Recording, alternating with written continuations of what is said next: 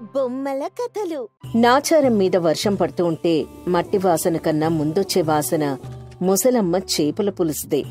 ఆ ఊర్లో అందరూ చేపల పులుసు ముసలమ్మ అనడమే తప్ప అసలు ఆవిడ పేరు కూడా ఎవరికీ తెలీదు. ముసలమ్మకు ఒక మనవరాలుంది. తన పేరు శకుంతల. వర్షం చినుకులు మొదలయ్యాయి. ఆకాశం మబ్బులతో నిండిపోయింది. పల్లె ఊరి చివర ఒక చిన్న దొడ్లో ఒక చిన్న మట్టి ఇల్లు. అక్కడే ఉంటారు ముసలమ్మ, ఆమె మనవరాలు. ముసలమ్మ చాలా తెలివైంది. ఆమె వయసు 70 దాటినా మనసు మాత్రం 50. వర్షాకాలం అనగానే ఊర్లోని ముసలమ్మ చేపల పులుసు గుర్తుకొస్తుంది. మట్టి కుండల్లో ఉండే ఆ పులుసు వాసన మామూలుగా ఉండదు. పక్క ఊర్లో ఉన్నవారికి సైతం ఆ సువాసన చేరుతుంది. ఒకరోజు వర్షం పడుతూ ఉండగా, అమ్మమ్మ, ఈ వానలో ఎవరొస్తారు చేపల పులుసు కోసం? అమ్మాయి, వానలోనే వస్తారే అసలైన వాళ్ళు. ఈ పులుసు తిన్నవాళ్లకు జలుబు పట్టదని ఊరంతా నమ్ముతుంది. తెలివిగా వాళ్ల మనసు గెలుచుకుంటే చాలు. ఏమో అమ్మమ్మ, నీ అనుభవం అంత లేదు నా వయసు. అయినా ఈ ఊరి జనానికి నీ చేపల పులుసంటే ఎందుకంత ఇష్టమో నాకిప్పటికీ తెలియడం లేదు. ఇంతలో అక్కడికి రాము చేపలతో వస్తాడు.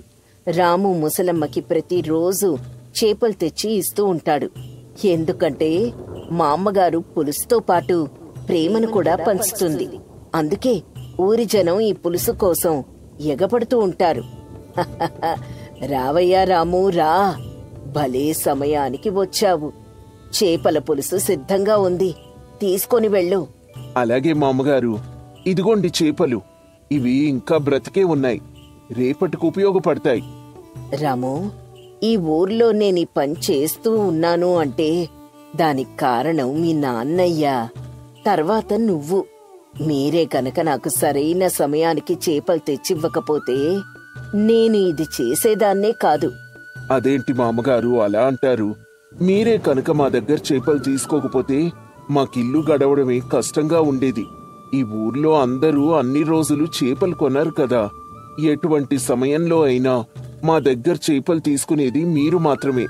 ఒక రకంగా మీరు చేపలు కొనడం వల్లే మా ఇల్లు గడుస్తుంది. సరిపోయింది. నీ వల్లంటే నీ వల్లంటూ ఇద్దరూ ఒకరినొకరు బాగా కీర్తించుకుంటున్నారు. సరే సరే, ఇందా ఈ కుండలో చేపల పులుసుంది, తీసుకొని వెళ్ళు అని రాముకి శకుంతల చేపల పులుసు ఉన్న కుండను అందిస్తుంది. రాము అది తీసుకొని, వెళ్ళొస్తాను మామగారు. ఇంటి దగ్గర మా నాన్న ఒక్కడే ఉన్నాడు, అసలే ఒంట్లో బాలేదు. ఏమైందిరా మీ నాన్నకి? సుస్తీ చేసిందా? అవునండి, 2 రోజులుగా చేపల కోసం వర్షంలో తడిచేసరికి బాగా జలుబు చేసి నీరసంగా ఉందని పడుకున్నాడు. అయితే మీ నాన్నకి పులుసు కొంచెం ఎక్కువగా తినిపించు. తెల్లారేసరికి మీ నాన్నకు పట్టిన జలుబు వదిలేస్తుంది. అలాగేనండి మామగారు, మా నాన్న కూడా అదే అన్నాడు. మా అమ్మగారి చేపల పులుసు తింటే జలుబు గిలుబు ఎగిరిపోతుందని. మొదలు పెట్టారా మీ సొంత డబ్బా కొట్టుకోవడాలు? వెళ్ళి ముందు మీ నాన్నగారికి ఎలా ఉందో చూడు, వెళ్ళు అనేసరికి రాము చేపల పులుసు ఉన్న కుండను తీసుకుని వెళ్ళిపోతాడు. శకుంతల, నువ్వు రాముని బాగా భయపెట్టేస్తున్నావే. ఇలాగైతే చాలా కష్టం నీతో. పాపం పిల్లాడు భయపడినట్టున్నాడు. ఒక పక్క వర్షం ఎక్కువ అవుతూ ఉంది. నువ్వు రాముతో మాట్లాడుకుంటూ ఉంటే ఈ చేపల పులుసు అమ్మేదెలా? మన చేపల పులుసు అమ్మడానికి అతిగా ఆలోచించాల్సిన అవసరం లేదే. ఊర్లో జనాలు మన దగ్గరకొచ్చి తీసుకుంటారు. ఒకవేళ వర్షం ఎక్కువైందనుకో, మనమే వారి దగ్గరికి తీసుకుని వెళ్దాం. ఈ వర్షంలో నేనెక్కడికి వెళ్ళనమ్మా. వెళ్తే నువ్వే వెళ్ళు. సరేలేవే, ఇంటికొచ్చి ఎవ్వరూ తీసుకోకపోతే నేనే ఇంటింటికి వెళ్ళి ఇచ్చి వస్తాను, సరేనా? నువ్వెళ్ళి పని చూసుకో. శకుంతల లోపలికి వెళ్లి తన పని చేసుకుంటూ ఉంటుంది. ఇంతలో బయట్నుంచి ఒక వ్యక్తి, మామగారు, మామగారు. వస్తున్నా. మామగారు, ఒక చిన్న ముంత చేపల పులుసు ఇవ్వండి. సుబ్బయ్య, నువ్వా? ఒక్క క్షణం ఉండు, ఇప్పుడే తీసుకొనొస్తాను అని లోపలికి వెళ్లి ఒక చిన్న ముంత తీసుకొనొచ్చి తనకిస్తుంది. ఇదిగో తీసుకో. సుబ్బయ్య, ఇంకా చేపల పులుసు కోసం ఎవరైనా వస్తున్నారా? లేదు మామగారు, ఎవ్వరూ రావడం లేదు. వర్షం ఎక్కువగా ఉంది కదా, అందువల్ల ఎవ్వరూ రాలేకపోతున్నారు. నేనొక్కడ్నే వచ్చానండి. అవునా? నిజమే, వర్షం ఎక్కువగా పడుతోంది. వర్షంలో రావడం కొంచెం కష్టమే మరి. సరేలే, నువ్వు జాగ్రత్తగా వెళ్ళు. నేనొచ్చేటప్పుడు చాలా మంది ఇక్కడికి రావడానికి ప్రయత్నిస్తూ ఉండడం చూశాను, కానీ వర్షం వల్ల రాలేకపోతున్నారు. ఈ వర్షం ఇప్పుడప్పుడే తగ్గేలా లేదు. సరేలే సుబ్బయ్య, వీలు చూసుకొని నేనే బయలుదేరి వస్తాను. సుబ్బయ్య వెళ్ళిపోతాడు. ముసలమ్మ ఆలోచనలో పడుతుంది. మనసులో ఇలా అనుకుంటుంది, నిజమే, వర్షం ఎక్కువైంది. జనాలు బయటికి రావడానికి చాలా ఇబ్బంది పడుతున్నారు. ఇలాంటి పరిస్థితుల్లో నేను తయారు చేసిన ఈ చేపల పులుసు తీసుకెళ్ళడానికి ఎలా వస్తారు? వండిన పులుసు మొత్తం మిగిలిపోయేలా ఉందే. ఏం చేయాలి? ఇంతలో అక్కడికి శకుంతల వచ్చి ఆలోచిస్తున్న ముసలమ్మని చూస్తూ, ఓ, నువ్వు తెగ ఆలోచించమాకు. నీతో పాటు నేను కూడా వస్తానులే. ఇద్దరం కలిసి వెళ్ళి ఏదో విధంగా అందరికీ చేపల పులుసు ఇచ్చి వద్దాం. నేను దాని గురించే ఆలోచిస్తున్నానని నీకెలా అర్థమైందే? నువ్వు మనసులో ఆలోచించిందంతా నీ ముఖంలో బయటికి కనిపిస్తుంది. నీ మనవరాల్ని, నీతో నిత్యం ఉంటున్నదాన్ని, నీ గురించి పూర్తిగా తెలిసిన దాన్ని ఆ మాత్రం అర్థం చేసుకోలేనా? నువ్వు నీ మనసులో ఏమనుకున్నా నాకిట్టే తెలిసిపోతుందమ్మమ్మా. నిజంగా నన్ను నా వాళ్ళు కూడా అర్థం చేసుకోలేనంతగా ఇది అర్థం చేసుకుంది. ఇది నా సొంత మనవరాలైతే ఎంత బాగుండేదో. ఇదిగో, ఇంకోసారి అలా అన్నామంటే ఇంట్లో నుంచి వెళ్ళిపోతా అని చెప్తున్నా. ఏ, నేను నీ మనవరాల్ని కాదా? అంటే నన్నింకా పరాయిదాన్లానే చూస్తున్నావా? ఓసి నీ బుర్ర బంగారం కాను, నా మనసులో మాట పూర్తిగా నీకు వినపడుతుందే. నా వాళ్ళే నన్ను కాదనుకొని వెళ్ళిపోయారు. నన్ను నీ సొంత మనిషిలా చూసుకుంటున్నావు. నువ్వే నా మనవరాలు, సరేనా? నిజానికి కొన్ని సంవత్సరాల క్రితం ముసలమ్మ కొడుకు కోడలు మనస్పర్ధల కారణంగా తనని ఇంట్లో నుంచి గెంటివేస్తారు. దిక్కుతోచని ముసలమ్మ ఈ ఊరొస్తుంది. తనొచ్చేసరికి తల్లిదండ్రుల్ని కోల్పోయి చేరదీసేవారు లేక అనాథలా ఉన్న శకుంతల కనిపిస్తుంది. శకుంతల్ని చేరదీసి తన సొంత మనిషిలా చూసుకుంటూ అదే ఊర్లో నివాసం ఉంటుంది ముసలమ్మ. ఆ ఊరివారి సహకారంతో ఊర్లోనే చిన్న గుడిసె వేసుకుని ఇలా వంటలు చేసుకుంటూ జీవనం సాగిస్తూ ఉంటుంది. సరే శకుంతల, బయలుదేరవే. చేపల పులుసు ముంతలు తడవకుండా జాగ్రత్తగా ఒక తట్టలో పెట్టు. తడిస్తే బాగోదు. అలాగే అమ్మమ్మ, నువ్వు తడవకుండా ఉండడానికి గొడుగు సిద్ధం చెయ్యి. నేను తట్ట నెత్తిమీద పెట్టుకుని మోసుకొనొస్తాను. నువ్వు నాకు దారి చూపిద్దువు గాని లాంతర్ కూడా పట్టుకో. ఇలా శకుంతల ముసలమ్మ చేపల పులుసు ముంతలను తట్టలో పెట్టుకుని నెత్తిన పెట్టుకుని ఊర్లో చేపల పులుసు అమ్మేందుకు బయలుదేరతారు. శకుంతల తట్ట మోస్తూ ఉండగా ముసలమ్మ లాంతర్తో దారి చూపిస్తూ ఉంటుంది. ముసలమ్మ లాంతరు గొడుగు సరిగ్గా పట్టుకోలేక ఇబ్బంది పడుతూ ఉంటే రాము పరిగెత్తుకొచ్చి ముసలమ్మ చేతిలో గొడుగు తీసుకుని శకుంతల తట్టలో ముంతలు తడవకుండా పట్టుకుంటాడు. రాము, నువ్వా? ఇంత వర్షంలో నువ్వెలా వచ్చావు? వర్షం ఎక్కువయ్యేసరికి ఈ పక్కనే నించనున్నాను. మీరిబ్బంది పడుతూ రావడం గమనించి ఇటుగా వచ్చాను. మీ ఇద్దరు ఆడవాళ్లు వర్షంలో చాలా ఇబ్బంది పడుతున్నారు, అందుకే సహాయం చేద్దామని వచ్చాను. రాము శకుంతలకు గొడుగు పట్టుకుని నడుస్తూ ఉంటాడు. ముసలమ్మ ముందు లాంతర్ చూపిస్తూ నడుస్తుంది. ముగ్గురు ఊర్లోకొచ్చి ఇంటింటికి వెళ్లి చేప పులుసు ముంతలను అమ్ముతారు. ఒకచోట ముసలమ్మ, సరోజా, సరోజా, నీకు చేపల పులుసు తీసుకుని వచ్చాను, బయటికి రా. ఇంట్లో నుంచి ఒక ఆవిడ బయటికి వస్తుంది. మా అమ్మగారు, ఇంత వర్షంలో మీరింత దూరం చేపల పులుసు తీసుకుని నా కోసం వచ్చారా? ఈ వర్షంలో మీరందరూ నా దగ్గరికి రావాలంటే కష్టమని నేనే వచ్చానే. ఇందా, ఈ ముంత తీసుకో. అయ్యో మా అమ్మగారు, మీరు బాగా తడిసిపోతున్నారు. ఇలా లోపలికి రండి, కాస్త వాన తగ్గిన తర్వాత వెళ్దురుగాని. ఇప్పుడు కాదులేవే, ఇంకా 2 ముంతలు మిగిలున్నాయి. అవి కూడా ఇచ్చేస్తే సరాసరి ఇంటికి వెళ్తాం. ఇంటి దగ్గర ఎవ్వరూ లేరు, త్వరగా వెళ్ళాలి. ఏమీ అనుకోవద్దు. అని ముగ్గురు మళ్ళీ బయలుదేరి ఆ 2 ముంతలను కూడా అమ్మేసి ఇంటికి వెళ్తూ ఉండగా, అమ్మమ్మ, అంతా అయిపోయింది కదా, ఇక రామునింటికి పంపించేయి. పర్వాలేదు మామగారు, నేను మిమ్మల్ని ఇంటి దగ్గర దిగబట్టి వెళ్తాను. అసలే మీ నాన్నకి సుస్థి చేసిందని చెప్పావు. ఇప్పటి వరకు ఇంటికి వెళ్ళకపోతే తను కంగారు పడతాడు. అసలే వర్షం పెరుగుతూ ఉంది. మేమెలాగోలా ఇంటికి వెళ్తాం కాని నువ్వింటికి వెళ్ళు రాము. పర్వాలేదు మామగారు, మిమ్మల్ని ఇంటి దగ్గర దిగబెట్టే వెళ్తాను. వర్షం పెరుగుతోంది కదా, మీరు మళ్ళీ ఇబ్బంది పడతారు. నేనిబ్బంది పడతానా లేక శకుంతల? నేనెందుకు ఇబ్బంది పడతాను? నాకు తెలుసులేవే మీ కుర్రవేషాలు. మీరిద్దరూ ఒకరినొకరు ఇష్టపడుతున్నారు అన్న సంగతి నాకెప్పుడో తెలుసు. రాము, శకుంతల ఒకరినొకరు చూసుకుంటూ కంగారు పడుతూ ఉంటారు. అయ్యో మామగారు, అలాంటిదేం లేదండి. నిజంగానే లేదా? సర్లే, ఒకవేళ ఉందేమో మీ ఇద్దరికీ ఇంట్లో మాట్లాడి పెళ్లి జరిపిద్దామనుకున్నాను. అయితే ఏమీ లేదన్నమాట. పెళ్ళా? అంటే మేము పెళ్లి చేసుకోవడం నీకిష్టమేనా అమ్మమ్మ? మీ మధ్యన ఏమీ లేదు అన్నావు కదా, ఇంకా ఎందుకులే. ఇలా మాటల మధ్యలో ఇంటికి చేరుకుంటారు. ముసలమ్మ ఇంట్లోకి రాగానే రాము, శకుంతల ఇద్దరూ ముసలమ్మ కాళ్ల మీద పడతారు. నాకు మీ సంగతి తెలుసులేరా. ఇప్పటికే రాము, నేను మీ నాన్నతో మీ గురించి మాట్లాడేశాను. త్వరలోనే మీ ఇద్దరికీ అంగరంగ వైభవంగా పెళ్లి జరిపిస్తాను.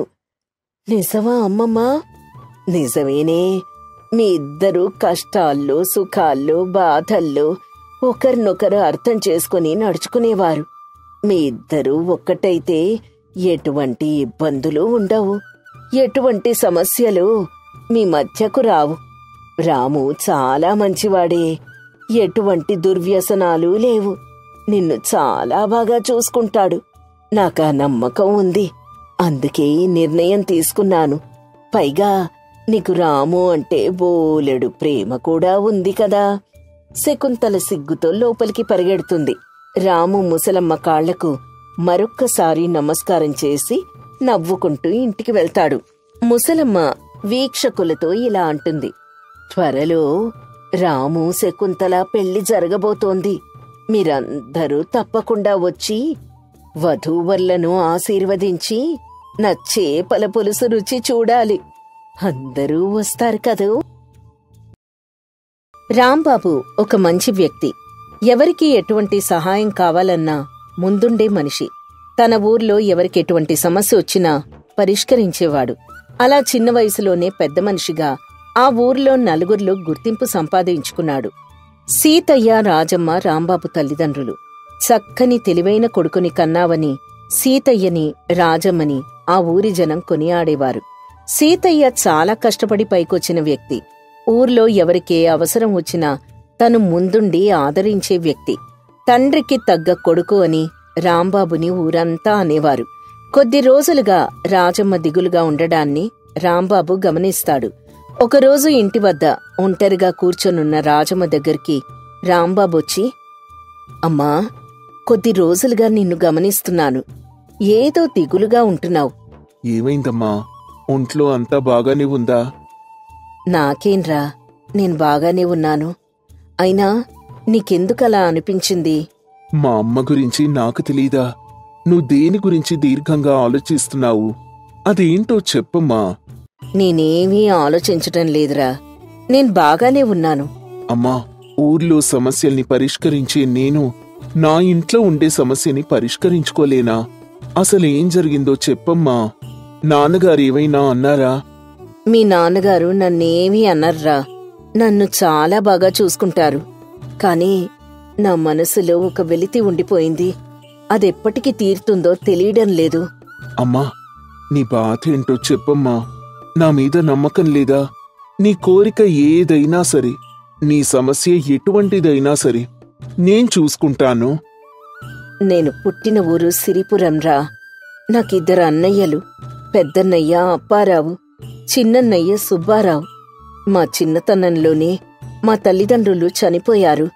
అప్పట్నుంచి మా అన్నయ్యలే మా కుటుంబ భారం మోశారు. ఎక్కడైనా చెల్లెలు పెళ్లి చేసిన తర్వాత అన్నయ్య పెళ్లి చేసుకుంటాడు.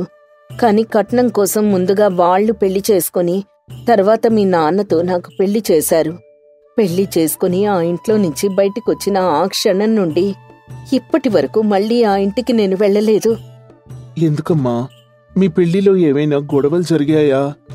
ఏ గొడవ జరగలేదురా. నాకు పెళ్లి చేసిన తర్వాత నా బాధ్యత తీరిపోయిందని చేతులు దులిపేసుకున్నారు. కనీసం పండగలకి పబ్బాలకు కూడా మీ నాన్నగారిని ఇంటికి పిలిచింది లేదు. అదే ఎందుకమ్మా, మావయ్యలు నాన్నగారిని ఎందుకు పిలవలేదు? పోనీ నాన్నగారైనా నిన్ను తీసుకొని వెళ్ళొచ్చు కదా. మీ నాన్నగారికి పట్టింపెక్కువ. పిలవని పేరంటానికి అస్సలు వెళ్లరు. మీ మావయ్యలు పిలవలేదని మీ నాన్న నన్నక్కడికి పంపించడం కూడా మానేశారు. మీ మావయ్యలు మనం ఉన్నామన్న సంగతి పూర్తిగా మర్చిపోయి అక్కడే ఉండిపోయారు. అమ్మా, అసలు మావయ్యలు నిన్ను నాన్నని ఎందుకు పిలవలేదమ్మా? ఏవైనా ఇబ్బందా? అన్నిటికీ మూల కారణం డబ్బురా. మీ మావయ్యలు చాలా పొదుపర్లు. రూపాయి ఖర్చు పెట్టడానికి 100 సార్లు ఆలోచిస్తారు. ఇంతలో అక్కడికి సీతయ్య వస్తాడు. వీళ్లు మాట్లాడుకునేది మొత్తం విన్న సీతయ్య, మీ మావయ్యలు పొదుపర్లు కాదురా, ఒట్టి పీనాసోళ్లు. మనల్ని పండగలకి పిలిస్తే ఎక్కడ పెట్టిపోతలు పెట్టవలసి వస్తుందో అని అసలు పిలవడమే మానేశారు. ఈ లోకంలో పిసినారి సంఘానికి అధ్యక్షులు ఎవరు అని అంటే మీ మావయ్యల పేర్లే చెప్తారు. అంత గొప్పోళ్ళు. బంధుత్వం కోసం మనం వాళ్ళ దగ్గరికి వెళ్ళినా ఎక్కడ మనకి తిండి పెట్టవలసి వస్తుందని ఆలోచిస్తారు. అందుకే వాళ్ళు పిలవలేదు, నేను వెళ్ళలేదు. వాళ్ల మీద కోపంతోనే ఈ రోజు నేనింతగా సంపాదించాను. నీ తర్వాత 10 తరాలు కూర్చొని తిన్నా తరగని ఆస్తి మనకుంది. అయినా ఇప్పుడు వాళ్ల గురించి ఎందుకు మాట్లాడుకుంటున్నారు? నేనేమి వాళ్ళ ఆస్తి పాస్తుల కోసం అడగడం లేదండి. తోడబుట్టిన అన్నయ్యల్ని చూడాలని నాకు మాత్రం ఉండదా? అమ్మా, నువ్వలా ఏడవకు. ఇప్పుడేంటి, మీ అన్నయ్యల్ని నువ్వు చూడాలనుకుంటున్నావు అంతే కదా. సరే పద, వెళ్దాం. అదంత తేలిక కాదురా. మనం కాని వాళ్ళ దగ్గరికి వెళ్తే ఎందుకొచ్చారు అని ముఖం మీదే అడుగుతారు. అంతేగాని చెల్లెలొచ్చింది, బావ వచ్చాడు అని సంతోషపడే రకం కాదు వాళ్ళు. మన పెళ్లి జరిగి 25 ఏళ్లయిందండి. ఇన్నాళ్లలో ఏనాడైనా అడిగానా? ఏమో, ఎప్పుడేం జరుగుతుందో తెలీదు. ఒకసారి వాళ్ళని చూడాలనుకోవడం తప్ప. అమ్మా, నువ్వలా బాధపడకు. నేనున్నాను కదా. మనం మీ అన్నయ్య వాళ్ళింటికి వెళ్తున్నాం, సరేనా? మీరు వెళ్తే వెళ్ళండి, నేను మాత్రం అక్కడికి రాను. మీరు రాకపోతే నేను వెళ్ళను. సరిపోయింది. ఇద్దరికిద్దరు అలా అంటే ఎలా వెళ్తారు మరి? ఓ పని చేద్దాం. మావయ్యలే వచ్చి నాన్నని నిన్ను వాళ్ళ ఇంటికి తీసుకెళ్లేలా నేను చేస్తాను, సరేనా? వాళ్ళొచ్చి మీ నాన్నని పిలుస్తారా? ఇది జరుగుతుందా? ఇన్నాళ్లుగా గుర్తులేని మేము వాళ్ళకెలా గుర్తొస్తాన్రా? అయినా నువ్వన్నది జరిగితే చాలా బాగుంటుందిరా. అలా జరిగేలా నేను చేస్తానమ్మా. నువ్వేం దిగులు పడద్దు. తొందరలోనే నువ్వు మీ అన్నయ్యల్ని కలుస్తావు, సరేనా? అని ఒక ఆలోచన మీద సిరిపురం బయలుదేరతాడు రాంబాబు. సిరిపురంలో దిగిన రాంబాబు ఊర్లో నడిచి వస్తుండగా తన చిన్ననాటి స్నేహితుడు గోపాల్ కనిపిస్తాడు. గోపాల్ రాంబాబుని గుర్తుపట్టి, రేయ్ రాంబాబు, నువ్వేంట్రా ఇక్కడున్నావు? రే గోపాల్, నువ్వేంట్రా ఇక్కడున్నావు? సరిపోయింది, నేనడిగిందే నువ్వు అడుగుతున్నావు. మా ఊర్లో నేనున్నాను, నువ్వేంటి మా ఊర్లో ఉన్నావని అడుగుతున్నాను. నేను కూడా అదే అడుగుతున్నాన్రా, నువ్వేంటి మా ఊర్లో ఉన్నావని. ఏంటి, మీది కూడా ఈ ఊరేనా? నాకెప్పుడూ కనిపించలేదు. కనీసం మాట వరుసకు కూడా ఎప్పుడూ నాకు చెప్పలేదు. రాంబాబు ఇంటి దగ్గర జరిగిన విషయం మొత్తం గోపాల్కు వివరంగా చెప్తాడు. అవునా? అంటే మీ మేనమామలు ఈ ఊర్లోనే ఉంటున్నారా? అది సరే, వాళ్ళని ఎలా ఒప్పించి తీసుకెళ్తావు? దానికి నేనొక ఉపాయం ఆలోచించాన్రా. సరే, నీ ఆలోచనలు సరిగ్గానే ఉంటాయి. అవును, ఇంతకీ ఇక్కడ మీ మామయ్యలెవరు? అప్పారావు, సుబ్బారావు. ఏంటి, ఆ పిసినారోళ్ళు మీ మామయ్యలా? ఏంట్రా, నువ్వు కూడా మా నాన్నలాని అంటున్నావు? నేనండం కాదురా, ఈ లోకంలో మీ మామలంతా పీనాసోళ్ళు ఎక్కడా ఉండరు. అప్పుడిప్పుడో వాళ్ళ తాతలు కట్టించిన గుడిసెలోనే ఉన్నారు. చూడ్డానికి అడుక్కు తినేవాళ్లలా ఉంటారే గాని ఈ ఊరు మొత్తాన్ని కొనగలిగే సొమ్ము వాళ్ళ దగ్గరుంది. అయినా ఖర్చు చేయరు. వాళ్లతో ఎలా ఖర్చు చేయించాలో నేను చెప్తాన్రా. అవును, మా మావయ్యలకి పిల్లల్లేరా? మీ పెద్ద మావయ్యకి పిల్లలు లేరు, కానీ చిన్న మావయ్యకి ఒక కూతురుంది. దానిమీద పెత్తనం మొత్తం మీ పెద్ద మామదే. ఎలాగైనా అల్లుణ్ణి ఇల్లరికం తెచ్చుకోవాలని చూస్తున్నారు. ఎందుకంటే వాళ్ళ ఆస్తి ఇంటి గడప దాటి వెళ్ళిపోకూడదని అల్లుణ్ణి ఇంటికి తెచ్చుకోవాలని చూస్తున్నారా. అది కూడా గొప్ప సంబంధమే కావాలని చూస్తున్నారు. అయినా గొప్పింటి పిల్లలు ఇల్లరికం ఎందుకు వస్తారా? అయితే నువ్వు నాకొక సాయం చేసి పెట్టాలరా. నేను జమీందారు కొడుకునని, నిన్ను చూడ్డానికి ఇక్కడికి వచ్చానని, త్వరలో పెళ్లి చేసుకోబోతున్నానని, ఇల్లరికం రావడానికి ఇష్టపడుతున్నానని వాళ్ళకి తెలిసేలా ప్రచారం చెయ్యి. వాళ్ల సంగతి నేను చూసుకుంటాను. అర్థమైందిరా. అయితే నువ్వు మీ మామలకి తగిన బుద్ధి చెప్పాలనుకుంటున్నావన్నమాట. ఈ ఊర్లో చాలా మంది దానికోసమే ఎదురు చూస్తున్నారు. మిగతాది నేను చూసుకుంటాను, నువ్వు చెలరేగిపో. ఆ రోజు నుంచి రాంబాబు గోపాల్ దగ్గరే. గోపాల్ ఊరంతా రాంబాబు జమీందారు గారి కొడుకని ప్రచారం చేస్తాడు. ఈ మాట ఆ నోట ఈ నోట నాని చివరికి అప్పారావు సుబ్బారావు చెవిన పడుతుంది. విషయం తెలుసుకున్న సుబ్బారావు అప్పారావు దగ్గరికి వెళ్లి, అన్నయ్యా, అన్నయ్యా, ఈ విషయం తెలిసిందా? ఎవరో జమీందారు గారి అబ్బాయి అంట. వారికి చాలా ఆస్తిపాస్తులున్నాయంట. మన ఊర్లో తగిన సంబంధం దొరుకుతుందేమోనని చూడ్డానికొచ్చాడు. కుటుంబ ఆచారాలు వ్యవహారాలు నచ్చితే ఇల్లరికం రావడానికి కూడా సిద్ధంగా ఉన్నాడు. తనతో పాటు తన తాతల్నాటి ఆస్తి కూడా తీసుకొని వస్తాడంట. ఈ మధ్య నేను కూడా ఈ మాట విన్నాన్రా. అతనెవరూ కనుక్కో, వీలైతే మన అమ్మాయినిచ్చి పెళ్లి చేద్దాం. అన్నయ్య, నీ బుర్ర బంగారం అనుకో. నా మనసులో ఏముందో నువ్వు కూడా అదే చెప్పావు. వెంటనే ఆరా తీస్తాను. సుబ్బారావు గోపాల్ దగ్గరికి వెళ్లి రాంబాబు గురించి ఆరా తీస్తాడు. నాయనా గోపాలు, నీ స్నేహితుడెవరో మన ఊరు వచ్చాడంట. ఏదో పెళ్లి సంబంధం కోసం చూస్తున్నాడని విన్నాను. అవునండి, వాడు నా స్నేహితుడే సుబ్బారావు గారు. వాడికి కూర్చొని తిన్నా తరగని ఆస్తి ఉంది. వాళ్ళ నాన్నగారు పెద్ద జమీందారు. మంచి సంబంధం దొరికితే చేసుకుందామని అనుకుంటున్నాడు. వాళ్ళది ఊరు? వాళ్ళ నాన్నగారు ఏం చేస్తూ ఉంటారు? వాళ్ళది రామాపురం అండి. ఆ ఊర్లో సీతయ్య జమీందార్ అని పెద్ద మోతుబారి ఉన్నాడు. వారి ఏకైక సంతానం. అవునా? రామాపురం పేరు ఇంతకు ముందెప్పుడో నేను విన్నట్టు గుర్తు. ఇప్పుడు గుర్తుకు రావడం లేదు గాని. సరే, ఇంతకీ మీ స్నేహితుడికి మా అమ్మాయినిచ్చి పెళ్లి చేద్దామనుకుంటున్నాను. ఒకసారి మీ స్నేహితుణ్ణి తీసుకొని మా ఇంటికి రావచ్చు కదా? అయ్యో రామా, మహాభాగ్యం. తప్పకుండా తీసుకొస్తానండి. కాని నా స్నేహితుడు శుచి శుభ్రతను పాటిస్తాడు. పైగా బాగా తింటాడు. హుందాగా ఉండే మనిషి. మరి మీరేమో? మరి మేము మీ గురించి నేను చెప్పనవసరం లేదు కదండి. ఊరందరికీ తెలుసు. ఇప్పటికే మీ తాతల కాలం నాటి ఆ గుడిసెలోనే ఉంటున్నారు. కనీసం ఆ ఇంటిని కూడా బాగు చేసుకోరు. పైగా ఖర్చు విషయంలో మీ అంత పొదుపర్లు ఇంకొకరు లేరు. తింటానికి కూడా వెనకాడే తత్వం మీది. దానం చేయడంలో ఎముకలేని చెయ్యి మావాడిది. మరెలా కుదురుతుందంటారు? ఒకసారి ఆలోచించుకొని చెప్పండి. నా స్నేహితుణ్ణి తీసుకొని వస్తాను. గోపాల్ మాటలకు సుబ్బారావు ఆలోచనలో పడ్డాడు. సరాసరి వాళ్ళ అన్నయ్య అప్పారావు దగ్గరికి వెళ్తాడు సుబ్బారావు. అతను వెళ్లేసరికి అప్పారావు బియ్యంలో ఏరిన వడ్ల గింజల్ని వలిచి బియ్యం తీస్తూ ఉంటాడు.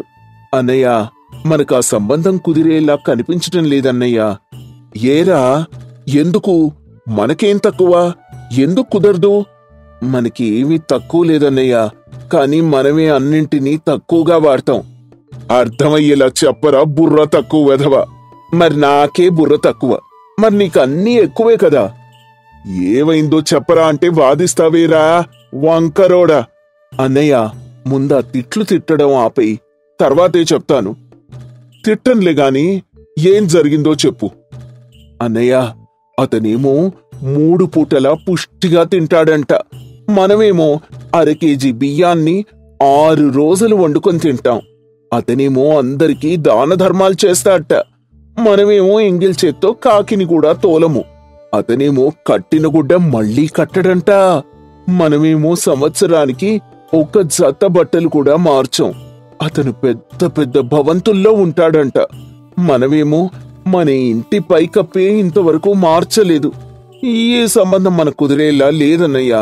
మన స్థాయికి అతను రాలేడు. రేయ్, నిన్ను సంబంధం మాట్లాడమంటే మనల్ని దెప్పి పొడుస్తున్నావేంట్రా? నేను వెళ్లి సంబంధం కుదుర్చుకొని వస్తానుండు అని రాంబాబు దగ్గరికి అప్పారావు బయలుదేరతాడు. రాంబాబు చెరువుగట్టు మీద షికారుకు వెళ్లాడని తెలిసి అక్కడికి వెళ్తాడు. అప్పారావు చెరువుగట్టు మీద నడుస్తూ ఉండగా కాలు జారి చెరువులో పడిపోతాడు.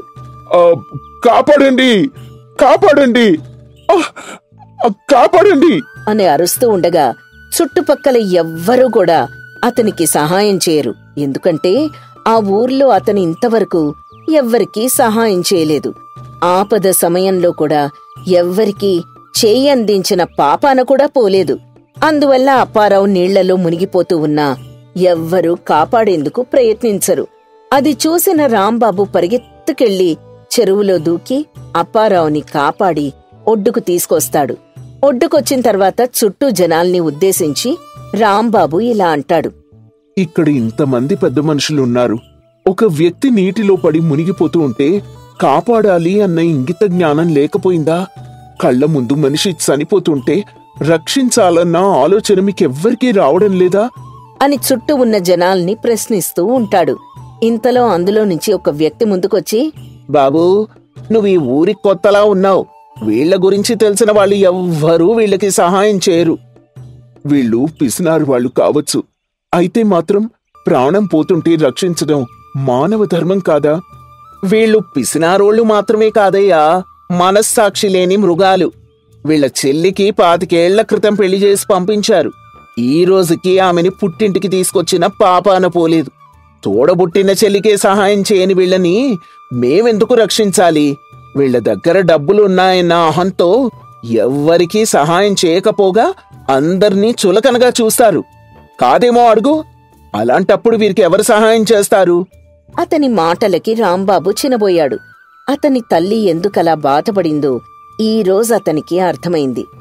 రాంబాబు అప్పారావు వైపు చూస్తూ, చూడండి, మీకన్నా వయసులో చాలా చిన్నవాణ్ణి.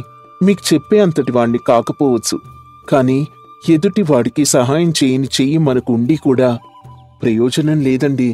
కష్టంలో ఆదుకోలేని రూపాయి సంపాదించిన వృథా. రక్తం పంచుకు పుట్టిన చెల్లిని మధ్యలో వదిలేయడం మహాపాపం. మన తోబుట్టు ఎప్పటికీ మన మేలు కోరుకుంటుందే కాని మన దగ్గర్నుంచి ఏమీ ఆశించదు. ఇక మీదటైనా మీరు బాధ్యత నెరిగి మసులుకుంటారని నేను భావిస్తున్నాను అని చెప్పి అక్కడ్నుంచి వెళ్ళిపోతాడు. అందరూ అప్పారావుని చులకనగా చూసి వెళ్ళిపోతారు. అప్పారావు సిగ్గుతో తలదించుకుని ఇంటికి వెళ్తాడు. జరిగిందంతా తన తమ్ముడు సుబ్బారావుకి చెప్పి బాధపడతాడు. ఊరి జనం వారిని ఎందుకు అసహ్యించుకుంటున్నారు అప్పారావు సుబ్బారావుకి చెప్తాడు. ఇద్దరూ మనసు మార్చుకుని తమ చెల్లి కోసం రామాపురం బయలుదేరతారు. రామాపురంలో తమ చెల్లి ఇంటి వద్దకు వచ్చిన తర్వాత రాజమ్మ తన అన్నల్ని చూసి ఆనందంతో ఉబ్బి తబ్బిబ్బవుతూ ఉంటుంది. అన్నయ్య, నిజంగా మీరేనా? ఎన్నాళ్లయిందన్నయ్య మిమ్మల్ని చూసి. రండన్నయ్య, లోపలికి రండి అని తన అన్నల్ని లోపలికి తీసుకువెళ్లి తన భర్త సీతయ్యకు పరిచయం చేస్తుంది. సీతయ్య అలిగి వారితో మాట్లాడకుండా ఉంటాడు. బాబా, నన్ను క్షమించు బాబా. ఇన్నాళ్ళు డబ్బు మీద వ్యామోహంతో మిమ్మల్ని దూరం చేసుకుని చాలా తప్పు చేశాను. మేం చేసిన తప్పుని మన్నించి మాతో మా ఇంటికి రావాల్సిందిగా కోరుకుంటున్నాను. మీకిన్నాళ్లకి జ్ఞానోదయం అయిందన్నమాట. అదేలా? మిమ్మల్ని మార్చిన ఆ మహనీయుడెవరు? నిజానికి చెప్పాలంటే ఆ మహనీయుడు మా ఊరికొచ్చిన 25 ఏళ్ల కుర్రాడు. అతను తన మాటలతో మా తప్పుని మేం గ్రహించేలా చేశాడు. వయసుకు చిన్నవాడే అయినా సమస్యను పరిష్కరించడంలో చాలా పెద్దవాడు. అంటే మీరు చెప్పే ఆ మహానుభావుడు ఇతనేనా? అని రాంబాబు వైపు చూపిస్తాడు సీతయ్య రాంబాబు అక్కడికొస్తాడు. అవును బాబా, ఇతనే మా డబ్బు మైకం పొరల్ని తొలగించి మాకు మా చెల్లిని గుర్తు చేసింది ఇతనే బాబా. అవును, ఇతను ఇక్కడున్నాడేంటి? వాడెవరనుకుంటున్నావన్నయ్య? నా కొడుకు రాంబాబు, నీకు స్వయానా మేనల్లుడు. అవును మావయ్య, మిమ్మల్ని తిరిగి అమ్మ దగ్గరికి తీసుకొస్తానని అమ్మకి మాటిచ్చాను. ఆ మాట నెరవేర్చుకున్నాను. మనం సంపాదించిన డబ్బు సమస్యల్ని పరిష్కరించేలా ఉండాలి కాని మన స్వార్థానికి దాన్ని బంధించి దాయకూడదు. మనం చేసిన సహాయమే మనకి తిరిగొస్తుంది. నేనీ సూత్రాన్ని నమ్ముతాను కాబట్టే ఈ రోజున ఈ విధంగా ఉన్నాను. అసలు విషయం తెలుసుకున్న అప్పారావు సుబ్బారావు మనసు మార్చుకొని సుబ్బారావు కూతురైన సరోజను రాంబాబుకిచ్చి వివాహం చేస్తారు. తర్వాతి రోజుల్లో రాంబాబు చెప్పిన విధంగా నలుగురికి సహాయపడుతూ తమ ఊరికి మేలు చేస్తూ సుఖంగా జీవిస్తారు.